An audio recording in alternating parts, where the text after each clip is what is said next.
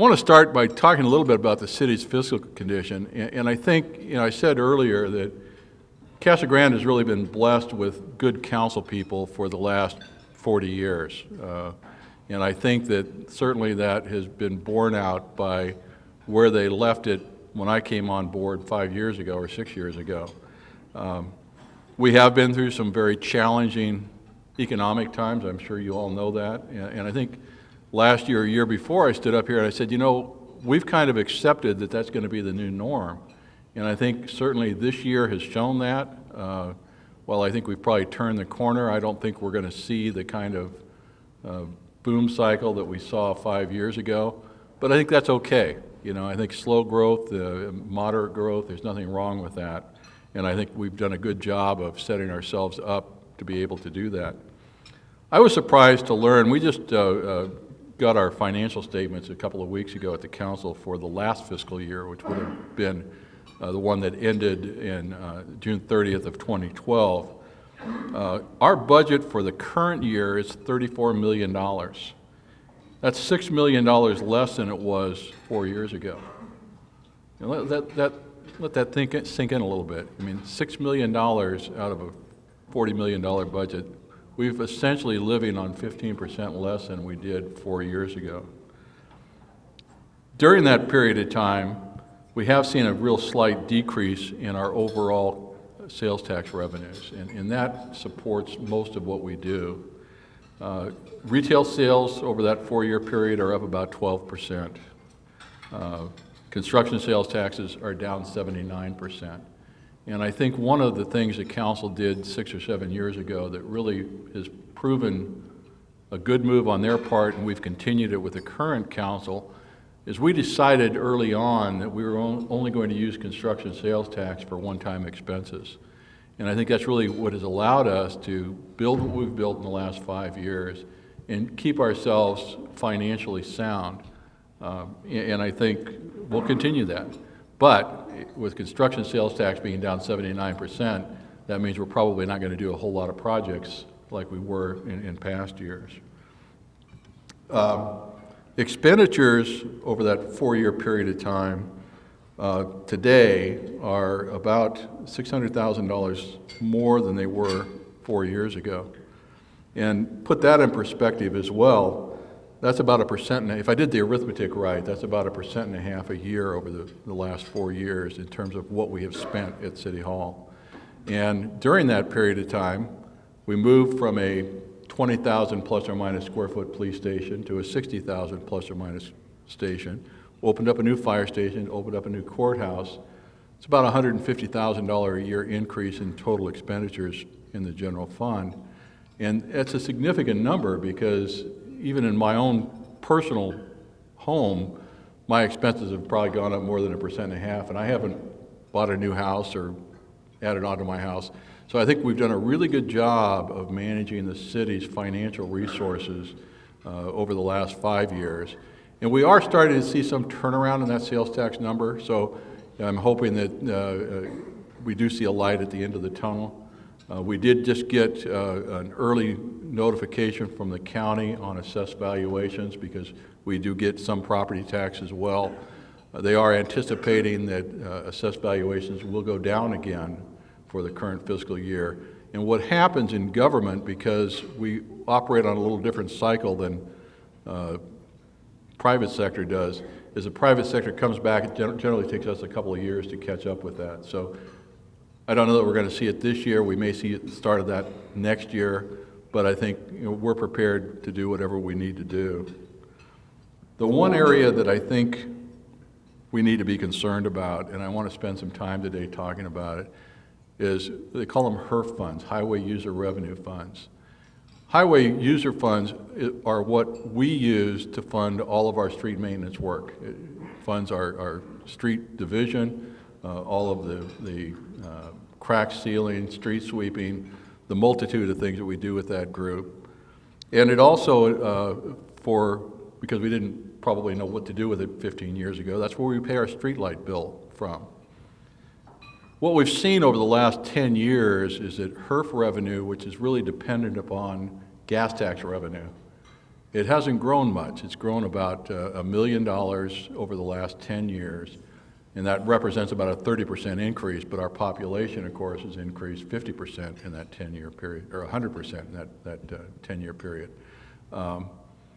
But you start looking at some of the areas we spend money in, and streetlights is one of the ones that really jumps out at you. Streetlight costs about $10 a month in round numbers to pay the electric bill, and some of the poles we lease, some we buy outright. 10 years ago, we had 1,640 of them. Today, we have 5,300 of them. So you think about the budgetary impact of your streetlight bill, it's huge. I mean, that's about $500,000. If I did the arithmetic right, that's about $500,000 a year that comes out of a restricted fund that hasn't grown very much. Think about the price of gas today and what it was 10 years ago. I know I filled up one of our cars yesterday at $3.60 a gallon, I think, and I'm guessing 10 years ago it was probably $1.75, $1.80. Most of what we do in the street division is predicated on petroleum products. So everything we do has gone up commensurate with what gas prices have. And the revenues, for the most part, have stayed fairly stable. 10 years ago, we had 300 miles of streets in town. Today, we have a little over 400. 10 years ago, we had 27 streetlights. Today, we have 42, and we're probably adding 2 or 3 a year. The problem with gas tax revenue is that unlike sales tax revenue, which, you know, if over the last 10 years, we've probably seen sales tax rates go up a couple of cents. The governor has a 1 cent sales tax, temporary sales tax on things right now. Gas tax is a flat tax. I think in Arizona it's 18 cents a gallon. So even though the price of gas has doubled, the amount of tax revenue has stayed the same because it's a flat tax instead of a graduated tax. Think about the car you drive. You know, I moved from an SUV to something that's a little more fuel efficient a couple of years ago, so I'm getting much better gas mileage. When you paid $1.75 a gallon, maybe you didn't think anything about driving up to Phoenix for the weekend and back same day travel. Now you look long and hard at that because instead of being, you know, $1.75 for a gallon of gas up and back, it's $4 for a gallon of gas up and back. Like I said, cost of road materials, much more expensive than it used to be.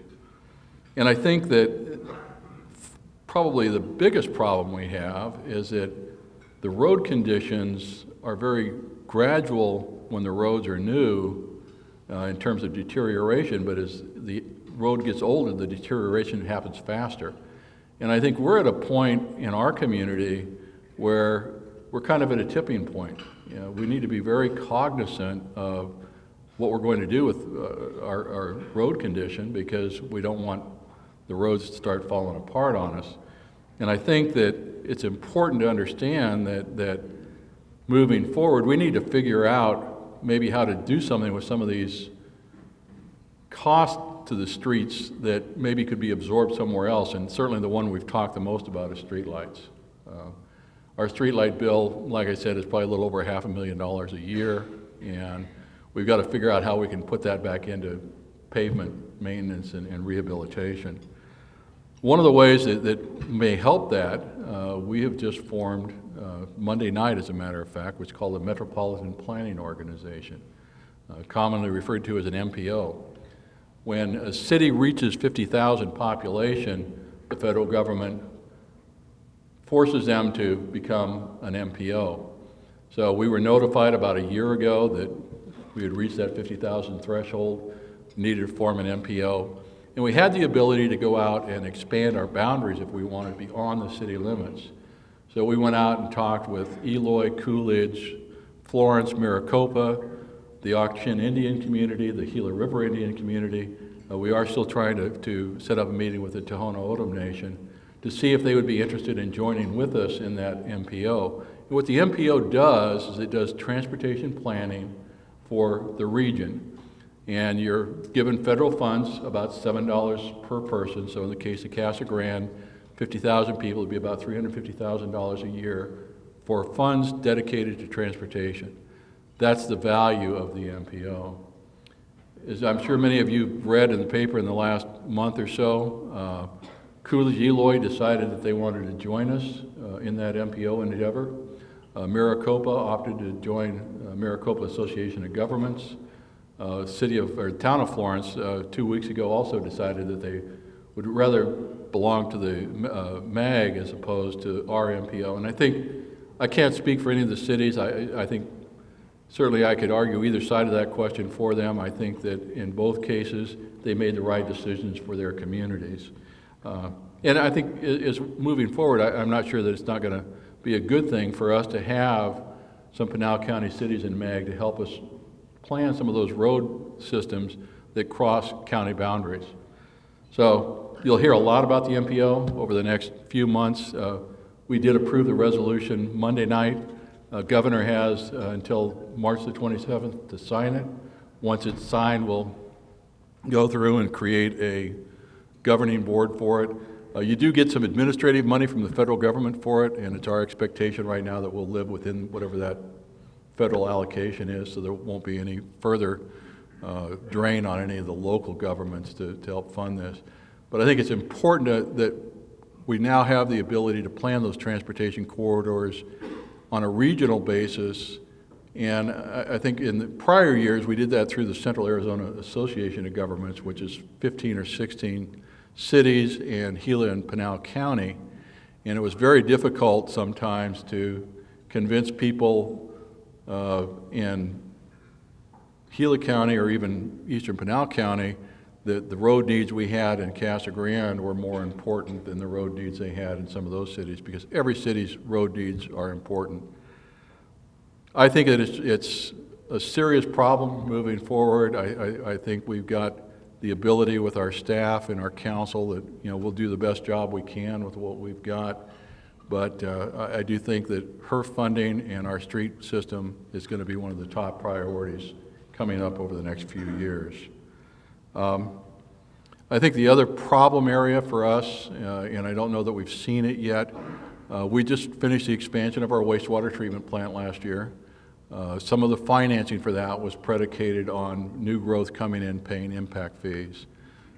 Certainly it's no secret that growth has slowed down in the community, and I think that going forward we may find that some of those forecasts that we had made and how we were going to pay for that treatment plant, we may have to take some out of some other revenue source. So those are the two problem areas, and I promise you that that's the last of the bad news you'll hear from me today, okay? Well, maybe one more. I do think that everything I've said today, to some degree, is dependent upon the state legislature, and I think that, be careful how I phrase this, I guess, but last year in their session, they revamped development impact fee legislation. Again, we just finished a month or so ago implementing the new standards for impact fees. And what impact fees do, every new home that's built pays a fee. It's kind of a buy-in for the existing infrastructure and a payment for future infrastructure that's needed. The revamping of that by the state legislature means that we're going to lose several $1 million over the next few years in development impact fees. And the corollary to that is that growth will no longer necessarily pay for itself. We've been very successful with a lot of the projects we've put together in the last 5 years using development impact fees. They're still out there, but the restrictions on them are such that they're not going to be able to fund the same things that they've funded for us in the past. And I think the other thing that's brewing out there currently with the legislature that is an equally big thing, Governor wants to modernize and make the construction sale or the model sales tax code simpler. And she had 10 points that she pushed to the state legislature. League of Cities, which represents most of the cities in Arizona, including us at the legislature, they've reached agreement on 9 of the 10 points. The 10th one is construction sales tax. And without boring everybody to death, because I don't want your eyes to glaze over, every construction project that is done in a city today, they have this magic formula where 65% of the cost of the construction is calculated for a sales tax, at the point of delivery. So a new home, they pay, if a $100,000 home, they pay a construction sales tax on $65,000 and they pay it to the local entity. The proposed legislation takes cities' ability to do that away from them and vests it at the state level. And they're going to collect the sales tax at the point of purchase instead of at the point of delivery. So for the city of Casa Grande, if we have and I'm not necessarily picking on home builders, but that's typically the group that most people identify with. Home builders based in Phoenix, they have all their contracts to purchase their material up in Phoenix. That sales tax then will stay in Phoenix instead of being brought here.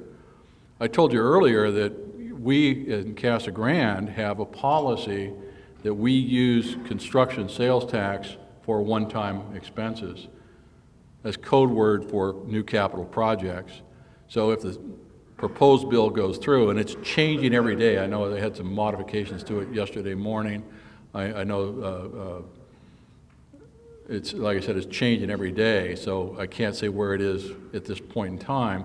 I know Senator McGuire's here, and maybe she has better information than I do about that. But it will hurt small towns very badly. And they've tried to say, well, we'll make you whole somehow.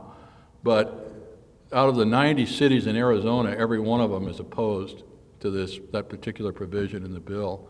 So I'm hoping that it goes away because it will have an impact on us. We are starting to see that economy turn around, and we will rely on that construction sales tax to help us build some of the infrastructure we need to support that new growth. Speaking of kind of we finally think we've turned the corner a little bit.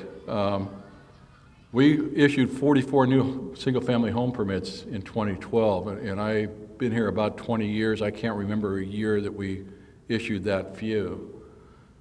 First 2 months of this year, we've issued 34 so far, so I think we've got a much better prognosis going forward than we have in the past year, and that's why I think we really have turned the corner in the economy.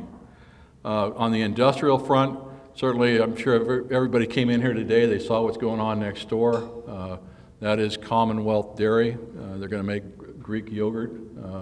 Hope to be up and running this fall. And I know the employment numbers kind of vary because they're not sure if they're going to expand or when their expansion is going to happen. But somewhere in the magnitude of 100 new employees, I think, is probably the popular number. Great find for us. They're using local dairy products to make the yogurt with, so it was a nice marriage with the local dairies.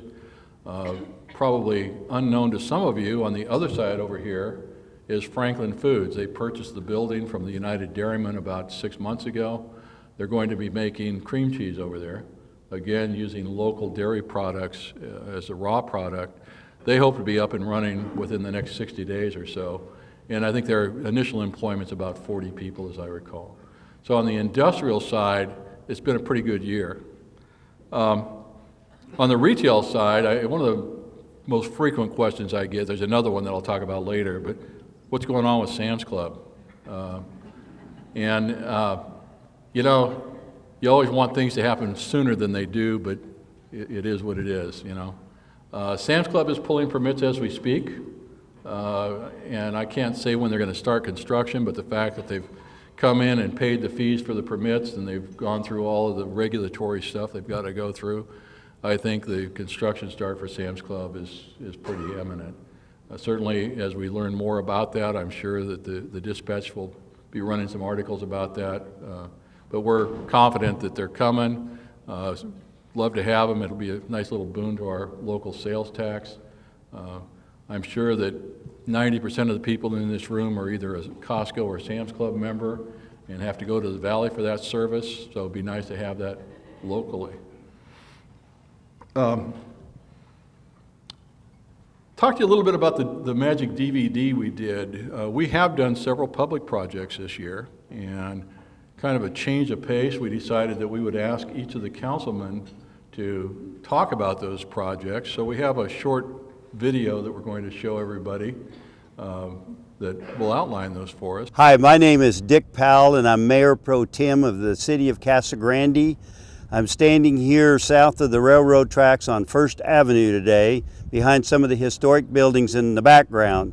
And the city of Casa Grande has long been concerned about trying to tie the old and the new downtown. This south of the tracks was the very first developed area in the city of Casa Grande back in 1879 when it began. In recent years, we've acquired several blighted properties adjacent to Main Avenue, which have been cleaned up with the hope that the area will be developed to attract more businesses, residents, and connect the area with historic downtown to create a vibrant downtown community. We hired a design firm to help us develop a blueprint for what the area should look like. They held public meetings to gather input and drafted a final concept for plans in December for the project that we're calling Life on Main. Central to the proposed plan is preserving the Casa Grande Hotel and Shaughnessy House while enhancing these historic structures with a flexible, active plaza with space for art fairs and farmers markets. Other life-enhancing ideas in the area include improving Elliott Park to include neighborhood amenities such as a dog park and a ramada for gathering, grilling, and neighborhood events, opportunities for outdoor cafes, intermixed with shops and offices, and about 30,000 square feet of space for light industry and manufacturing. For more information and to follow the project, visit www.life-on-main.com.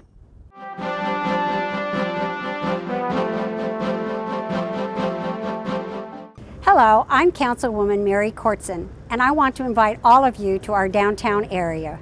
If you've not been downtown recently, you're missing out on the many shops, restaurants, and other businesses that are located here.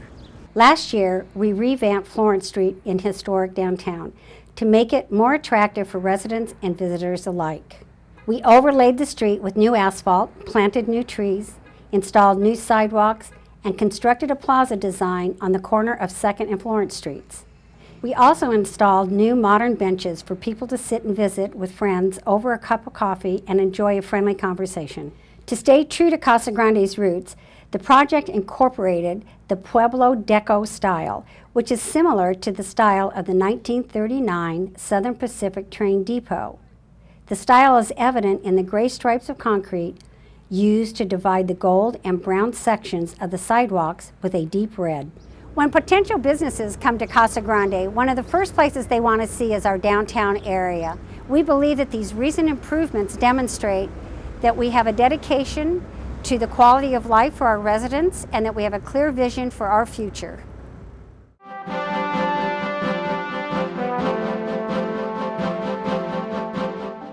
Hi, Councilmember Carl Montoya. Last year we finished Phase 3 of a 3-part wastewater master plan which implemented several new technologies and added several stations. It also allowed us to double the capacity of the wastewater treatment plant from 6 million gallons a day to 12 million gallons a day. This expansion enables us to accommodate future residential, commercial, and industrial development in our community. We can tell developers who are thinking of building in Casa Grande that we have the infrastructure in place to support their development. Modern processing technologies have also enabled us to discharge Class A+ quality effluent. That's the highest class rating given by the Arizona Department of Environmental Quality. We are proud to say the Water Reclamation Facility Expansion Project was awarded the Best Clean Water Project of the Year by the Water Infrastructure Finance Authority of Arizona. The facility currently processes about 6 million gallons of wastewater a day. Some of this water is used at the nearby Dave White Golf Course and other areas. The remainder is sent to the North Branch of the Santa Cruz Wash. We are working on developing 2 recharge facilities to maximize the reclaimed water that we are not using by storing it underground and either recover it to offset groundwater use or sell the credits generated from the storage. The sales of the credits could potentially generate more than $200,000 a year. The constructed recharge facility will be comprised of 5 4-acre recharge basins. A constructed facility allows the city to accrue long-term storage credits for water that has been recharged. The basins will be adjacent to Dave White Municipal Park. I love these new basins that are going to be put in. It adds a lot to the park and recreational opportunities for the citizens of Casa Grande. All kinds of hiking, biking, equestrian opportunities all within Dave White Park. We need to be reminded though, we are still working on securing a funding source for the constructed recharge facility. A managed recharge facility will handle the remaining water that cannot be recharged at the basins. The managed recharge facility utilizes natural stream channel of the north branch of the Santa Cruz Wash, allowing water to permeate into the wash. A managed facility will allow the city to accrue long-term storage credits for about half the water that's being recharged.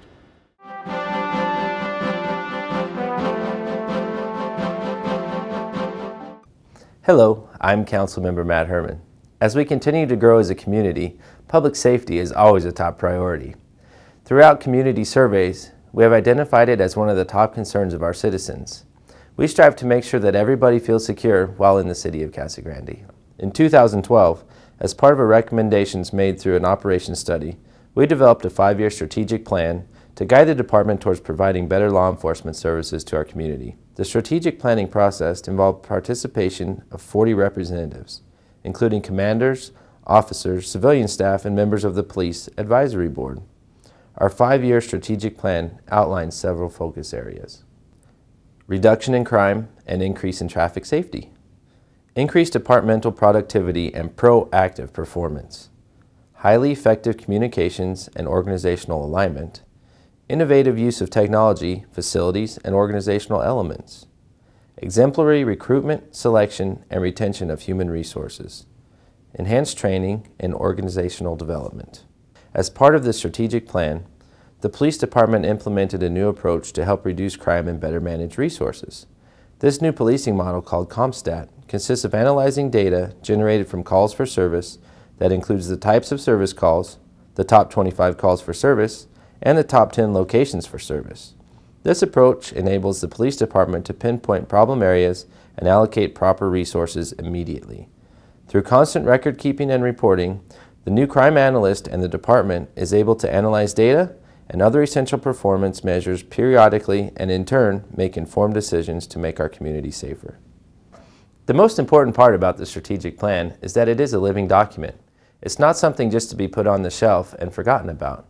It's important to periodically revisit this plan and make sure that we are providing the highest level of service possible to our citizens.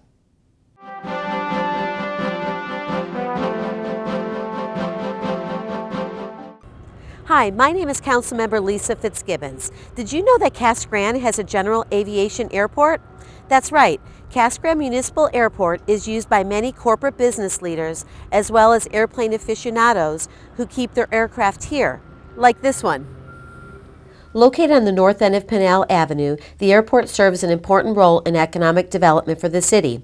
It provides quick and easy access to Casa Grande, and that's important for current and prospective business leaders. Some of the improvements we've done at the airport include installing new LED lights on the runway, along with new taxiway signs and new taxiway markings.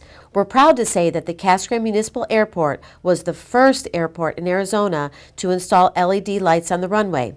These new lights have 3 lighting patterns to provide maximum safety for pilots flying in and out of the airport. They also last 10 times longer than other light bulbs and use a significantly lower amount of energy. Funding for these enhancements was provided primarily by grants from the Federal Aviation Administration and the Department of Transportation. We're also working on paving more than 200 acres at the airport to accommodate additional hangar units. This will create more space for people to park their planes at our airport. Many events are held at the airport, including the annual Cactus Fly-In in March and Copper State Fly-In in October, both events open to the community. Adjacent to the municipal airport is the Donovan M. Kramer Sr. Industrial Park.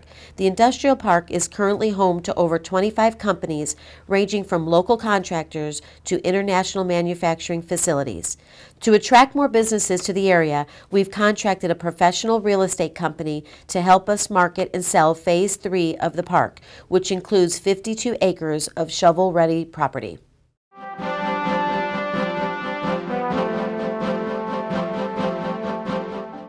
Hello, I'm Councilmember Ralph Varela, and I'm standing in front of the former Casa Grande Police Department facility located on Marshall Street. Maintaining and renovating current facilities is important for the future growth of our city. Today, this facility houses emergency dispatch staff for police and fire.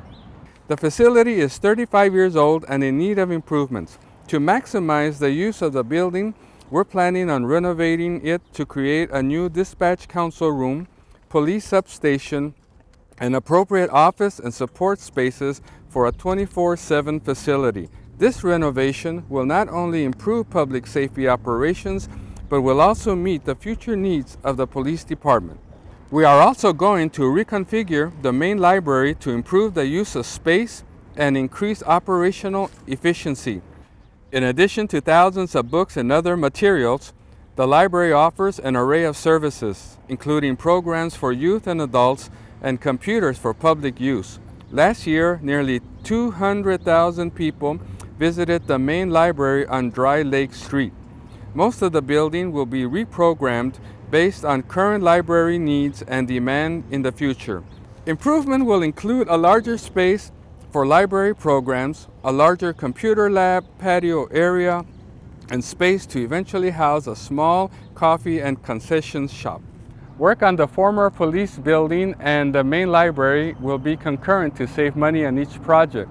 The projects are scheduled to begin June 2013 and be completed by the end of the year.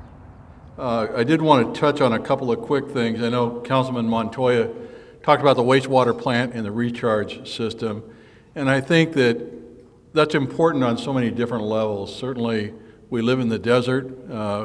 We can get water credits for recharging that effluent. Right now, we don't do that. We also have what's called a discharge permit to discharge effluent into the Santa Cruz Wash that has a 6 million gallon limit on it. When we get above that, we have to have an alternative, and that's part of what this recharge system is for, to give us an alternative to discharging it into the Santa Cruz River. Wanted to touch briefly on the police strategic plan as well. I know we've been working on this for quite some time, and I'm frankly excited about it. I mean, we grew from 25,000 to 50,000 people in a decade, and what happens in city government, you go through transitions just like your kids do. You know, they're little kids, and then they're teenagers, and then they're young adults, and cities are the same way. And my feeling is those milestone populations for cities are 10,000, 20,000, 50,000, 100,000. And I think we grew so fast that we didn't give the police department all of the tools that they needed to keep up with that growth. And I think what the strategic plan has done, and with some of the new tools that we have, we've really prepared them to not only provide continued great service to the city of 50,000, but well into the 100,000 range as well. So I think that moving forward, we've got a new chief coming on board. Chief Huddleston is retiring the end of the month after 33 years, I think, of service. Excited to get the new chief, and we now have a strategic plan, a brand new station for him to start becoming our chief. I suspect we'll all know who that person is in the next week or so.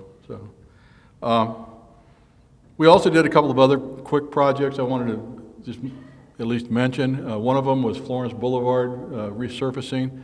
It's actually an ADOT project, but why that's important is that the city of Casa Grande is going to take over maintenance of that. So all the contractors and land developers that are used to dealing with ADOT on Florence Boulevard issues will now be able to work with the city of Casa Grande. And if you're not in that business, trust me, you'd much rather work with us than with ADOT. So if you have one of those people sitting at your table, ask them. So work is not quite finished. We have to wait for the weather to warm up, but I'm sure that by the middle of the summer we will be the official owner of Florence Boulevard. On the drawing boards for us, we are working on a community center. It was one of the bond projects. It was approved about 7 years ago. We've kind of held off on that because it was supposed to be the last of the projects we did. We're doing some of the preliminary work on it as we speak, and I suspect that over the next 6 or 8 months, start working on the design and some of the preliminary work on trying to get that done. Also this summer, we do have an annual resurfacing program. While we're doing several roads this summer, the one that certainly is the busiest is going to be Treacle Road. We're going to do some road work on Treacle, essentially from Florence Boulevard all the way down to McCartney.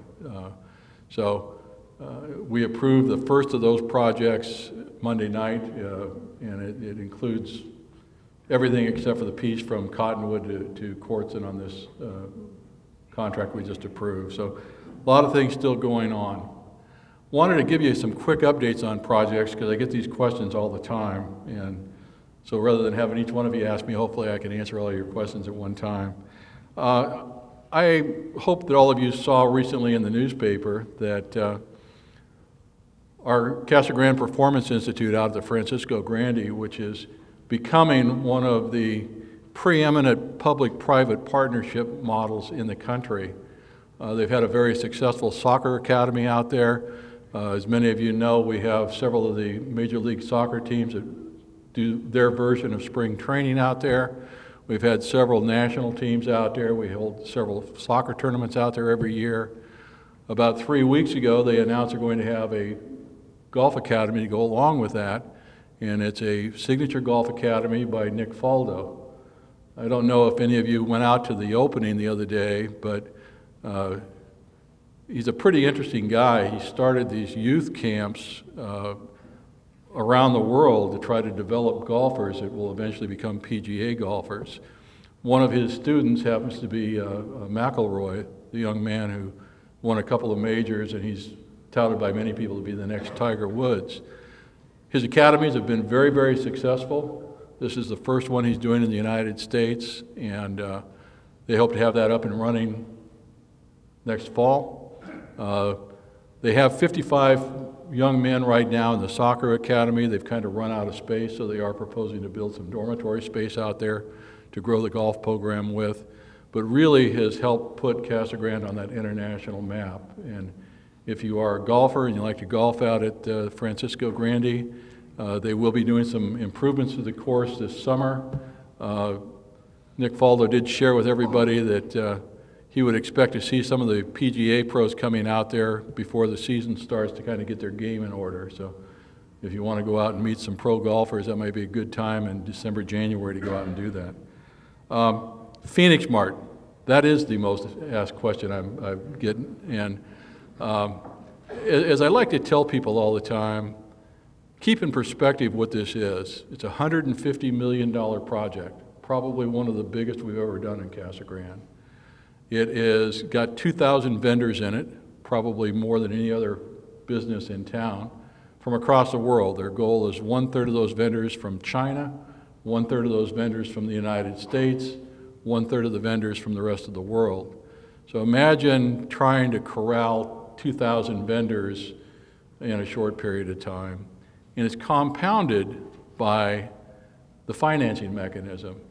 We are the only city in the state of Arizona to be going after what's called an EB-5 designation. And it requires the U.S. Department of Commerce to approve visa applications for 300 potential immigrants into the community.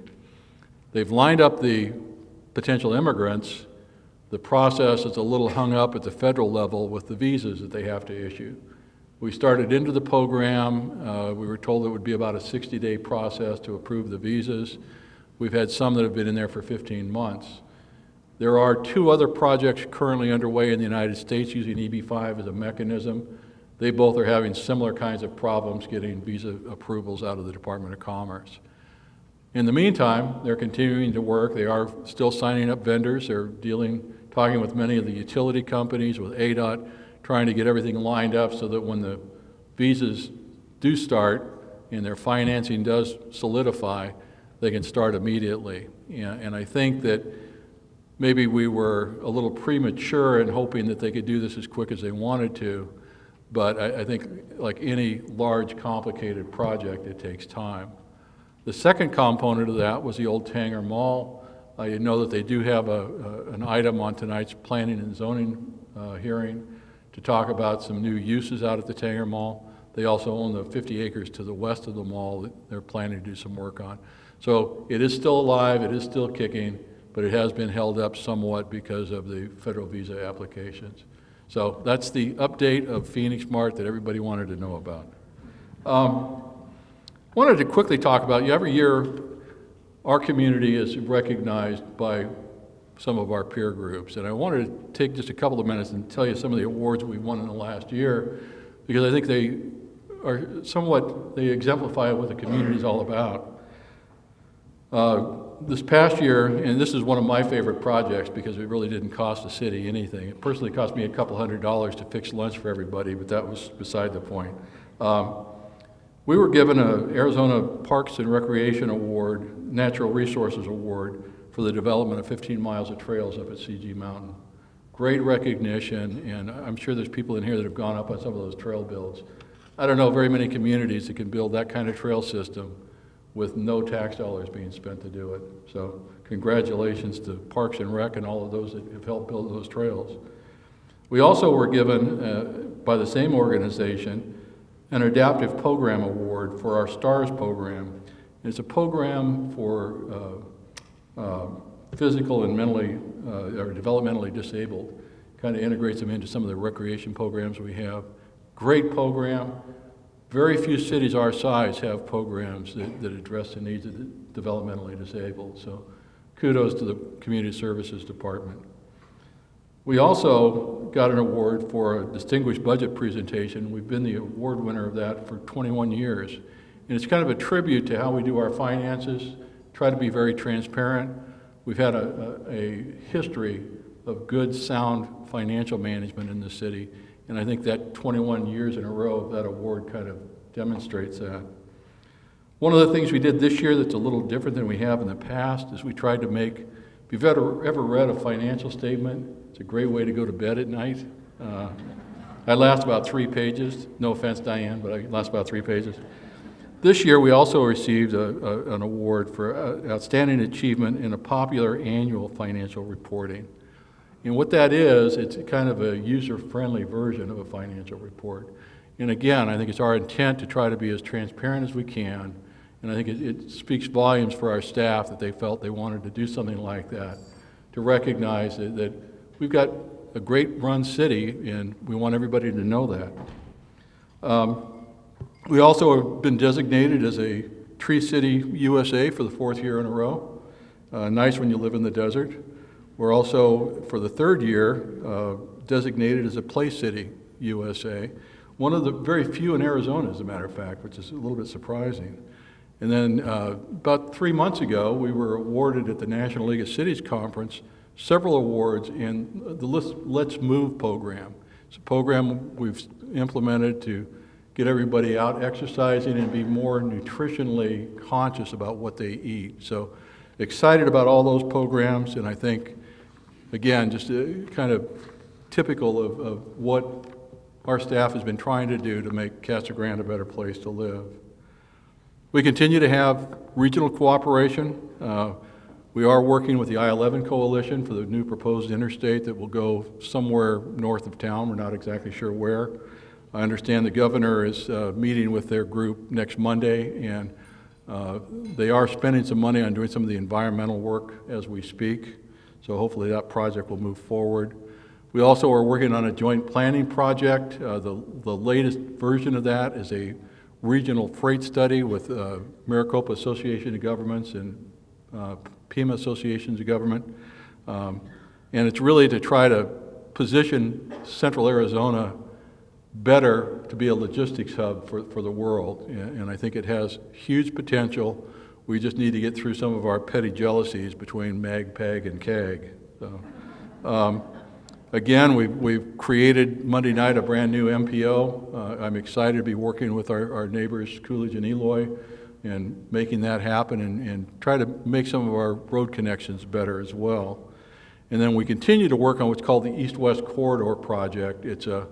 It looks suspiciously like what the alignment of I-11 could be. That project is underway. It's a joint project with the City of Maricopa, Pinal County, and Casa Grande to identify that corridor initially as an arterial, but potentially as a freeway corridor that would connect I-10 to a similar facility in Maricopa County. We kind of got out ahead of that one because we want to make sure that we decide where we want the connection to be as opposed to Maricopa County. So that is ongoing. We continue to be active members of both the Central Arizona Economic Development Foundation and the Greater Phoenix Economic Council. We've got lots of things going on in that arena. As many of you know, those are somewhat confidential until we're ready to announce, but looking forward to a really exciting 2013 and 2014. In closing, I'd just like to say a couple of things about where we're going, what we're doing moving forward. Like I said earlier, I think we have turned the corner financially. I think we will start seeing the economy get better, and that's good for all of us. I think on the city level, I think we give great service for the value, or great value for the service that we provide, and we'll continue to do that. The City Council, I think, is committed to being as cost-effective with your resources as we can possibly be. I think we're going to continue to be aggressive in our economic development activities. I recently went to a breakfast meeting with a group, and they had several home builders get up, and they were talking about the home building industry and how they think it's really coming back. And they were talking about all the homes being built in the Santan Valley. And I thought, and somebody asked a question, well, what about Casa Grande? I said, well, Casa Grande's a little too far, and to drive to qualify, the house prices will have to be a little more expensive. In the Santan-Maricopa area, it's a shorter drive. And I walked out of there and I thought, I don't know that that's a bad thing. I would much rather build our economy with jobs here and have that drive the housing industry here, as opposed to have a lot of people that live here and work in the valley. So, I'm assuming that everybody kind of agrees with that. That's good, I think moving forward, you heard Dick Powell talk about the Life on Main project.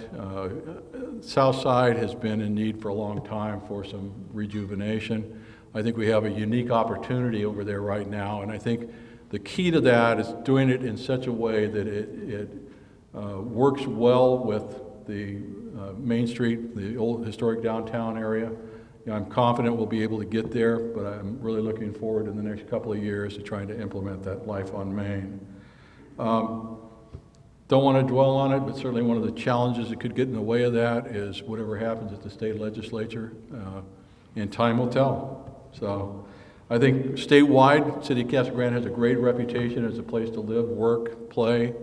We get our share of industrial prospects that come down here and look. You saw Carl's talk about the capacity at the treatment plant. I will tell you that is how we landed the Commonwealth Dairy and Franklin Foods companies here in town. They were looking at other Arizona locations, but because we had capacity in the plant and we were willing to extend sewer service to them, that was the difference between them coming here and going somewhere else. So once again, staff did a great job in being ahead of that, and we will continue to be aggressive. I've run over my time. I promised to get you out of here at 1, and I apologize for that. There are little giveaways on the table. Please take them with you. I hope you enjoyed today's presentation, and hope to see you all next year. Thank you all.